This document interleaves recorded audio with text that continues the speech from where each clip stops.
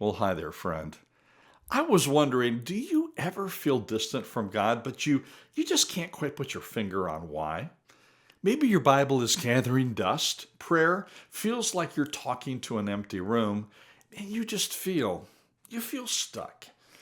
It's a heavy feeling for sure, but it doesn't mean you have failed or that God has somehow abandoned you. The Bible is crystal clear that God never leaves nor forsakes his people. So often, this feeling of distance is actually an invitation from him to reconnect in a deeper way.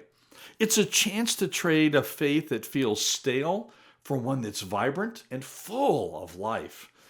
In this video, I'm going to share 5 simple daily habits or disciplines from the Bible that you can use starting today to break free from that spiritual slump and powerfully renew your walk with God. Stick around because that's what we're going to talk about here in this edition of Ignite Your Spiritual Growth.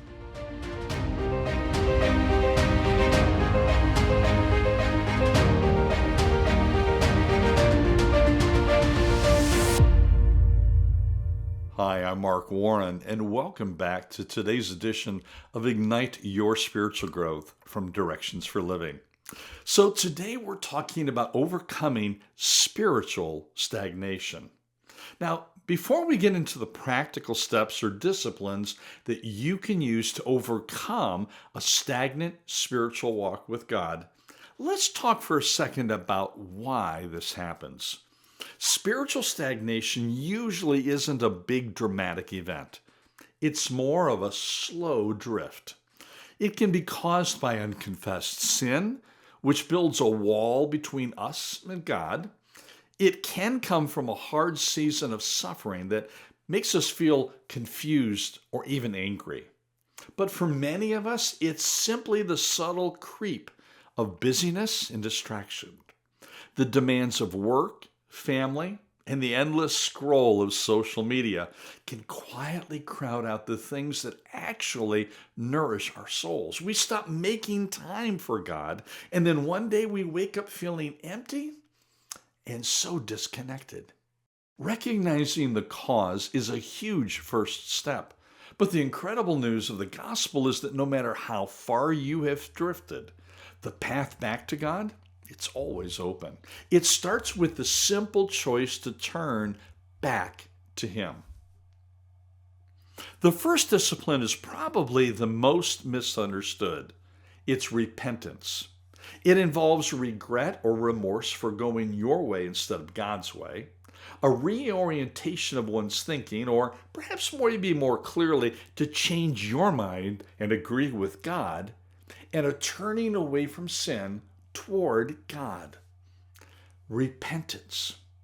It's about agreeing with God that your way isn't working and turning back toward his way. It's a joyful turn away from what's holding you back towards the new life he offers. When we feel distant, the first step is always to draw near to God. The book of James gives us this incredible promise. We find it in chapter 4, verse 8. Draw near to God, and he will draw near to you. Cleanse your hands, you sinners, and purify your hearts, you double-minded. Draw near to God, and he will draw near to you. That's a guarantee. So what does this look like practically? It just means setting aside a few quiet moments each day to be honest with God. You can pray something as simple as, God, show me if there's any area of my life that isn't pleasing to you. Reveal any sin I've been ignoring. This isn't a time to beat yourself up. It's an opportunity for a fresh start.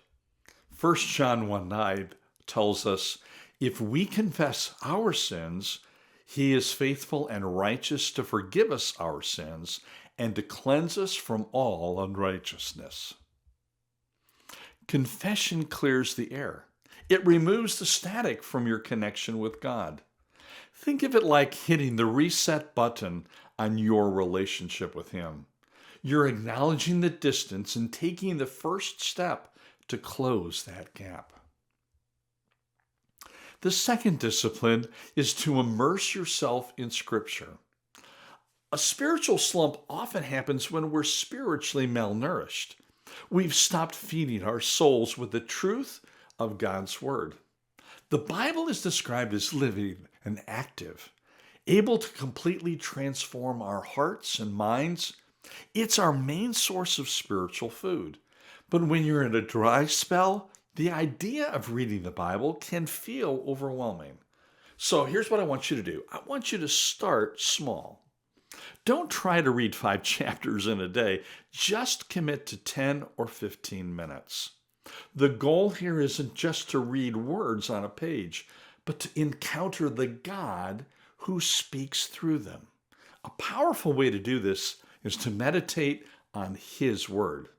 It tells us in Romans chapter 12, verse 2, "And do not be conformed to this world, but be transformed by the renewing of your mind, so that you may prove what the will of God is, that which is good and acceptable and perfect." That renewal happens when we fill our minds with God's truth. So pick one verse, just one. Read it slowly a few times over. Ask yourself a few simple questions. What does this show me about God? What does this show me about myself?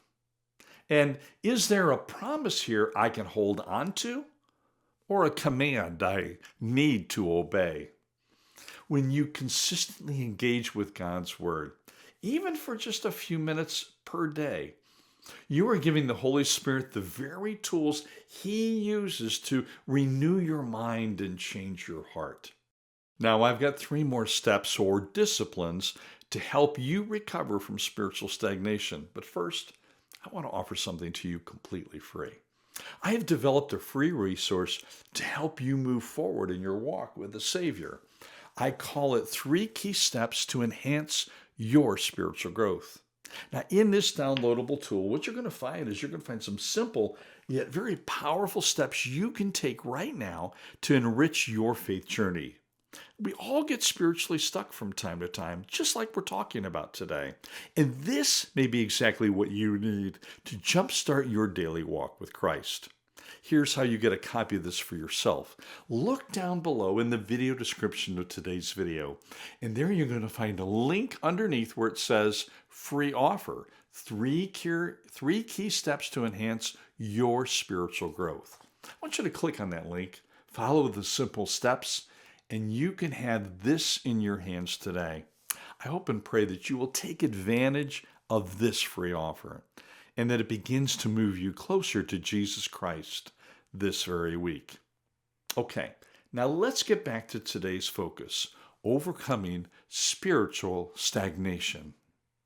The third discipline is prayer. And just like Bible reading, prayer can feel intimidating when you're in a dry spell. We get this idea that our prayers need to be long, eloquent, or perfect. But prayer at its heart is just a conversation with God. It's your direct line to the Creator who loves you completely. It's about being real and honest with Him. When you don't know what to say, a great place to start is by praying Scripture back to God. King David was a master at this. In Psalm 51, after a massive personal failure, he didn't run from God. He ran to God with a simple, gut-wrenching, honest prayer. In Psalm 51:10, it tells us, "Create in me a clean heart, O God, and renew a steadfast spirit within me." As David continued in his prayer, we read in verse 12, "Restore to me the joy of your salvation and sustain me with a willing spirit." You can make that prayer today. It's humble, it's real, and it invites God to do the work that only He can do. Now, another simple practice is to give your prayer time a little structure. You can use a model like the acrostic word ACTS. A stands for adoration, praising God for who He is. The C is for confession, being honest about where you've messed up. The T stands for thanksgiving, thanking him for what he's done. And S is for supplication, bringing your needs and the needs of others to him. This can help guide your thoughts when you feel lost for words. So remember, the prayer isn't about performance, it's about presence. It's about showing up and opening your heart. Even when you can't feel him, he hears you. And as you keep showing up, you'll start to sense that nearness all over again. Let us pause here for a quick second.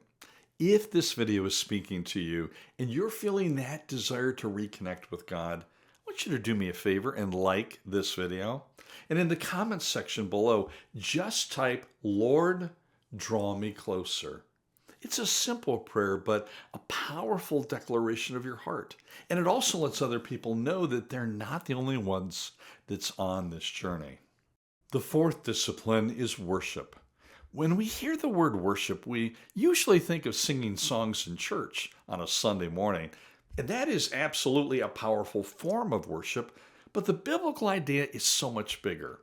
True worship is an all-encompassing attitude of awe and adoration for God that shapes every part of our lives. Romans chapter 12, verse 1 teaches us this. Therefore, I urge you, brethren, by the mercies of God, to present your bodies a living and holy sacrifice acceptable to God, which is your spiritual service of worship. Present your bodies. Worship is about recognizing God's greatness in everything. When we surrender our all, it becomes worship.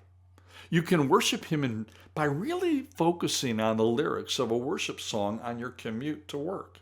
You can worship him by taking a walk and just being amazed by the beauty of his creation. And you can worship him by using the gifts that he's given you with excellence. The Apostle Paul instructed the believers in Corinth through his first letter to them. We can see something about that in 1 Corinthians 10:31. Whether then you eat or drink or whatever you do, do all to the glory of God. When you feel spiritually dry, actively look for things to praise God for. Psalm 103 is a great place to start. It tells us in verses 2, 3, and 4, "Bless the Lord, O my soul, and forget none of his benefits, who pardons all your iniquities, who heals all your diseases, who redeems your life from the pit, who crowns you with loving kindness and compassion." When you feel empty, start by remembering. Remember his forgiveness. Remember his faithfulness. Remember his love. Choosing gratitude will shift your perspective from what you feel you're lacking to the abundance you already have in Christ. This attitude of worship recenters your heart on God, pulling you out of the slump and back into his magnificent presence. The fifth and final discipline is the strength of community. This is one of the most important, yet most neglected parts of a healthy spiritual life. When we feel distant from God, our natural instinct is to pull away from other people. We feel ashamed or think that no one else will understand. But isolation is one of the enemy's best tools for keeping us stuck. The truth is, we were never meant to do this faith thing alone. Hebrews chapter 10, verses 24 and 25 says this, "And let us consider how to stimulate one another to love and good deeds, not forsaking our own assembling together, as is the habit of some, but encouraging one another, and all the more as you see the day drawing near." We need each other. We need people who can pray for us when we don't have the strength to pray for ourselves. We need friends who can speak truth to us when we're believing lies. So what does this look like practically? It could be as simple as texting a trusted Christian friend and just saying, "Hey, I'm in a spiritual slump. Could you pray for me? It could mean joining a small group at your church where you can be real about your struggles. Even just sharing something God is teaching you, no matter how small it feels, can build up your own faith. Proverbs 27:17 says this, "Iron sharpens iron, so one man sharpens another." Being in community provides the encouragement and accountability we all need. Don't let shame keep you from the shadows. Reach out, let people in. It's so often in the middle of community that God's grace becomes most real to us. So, those are the 5 disciplines: repentance, scripture, prayer, worship, and community. This isn't a magic formula or a checklist to earn God's favor. His love doesn't depend on your performance. Think of these as habits of grace.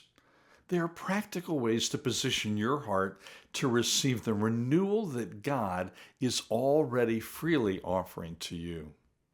The key is consistency, not intensity. Start small. Pick 1 or 2 of these and just commit to a few minutes each day. The journey out of a spiritual slump is a process, so be patient with yourself. This season of dryness does not get the final say. God is at work, even when you can't see it, and He's inviting you to experience the full, vibrant life that He has for you. Now, if this video encouraged you today, please consider subscribing to this channel for more content to help you grow in your faith. Thank you so very much for taking time to watch today's video. Lord willing, I'll be back with a new video next Tuesday. Listen, don't give up. God is closer than you think. He is faithful, and He will finish the good work He started in you. May God bless you.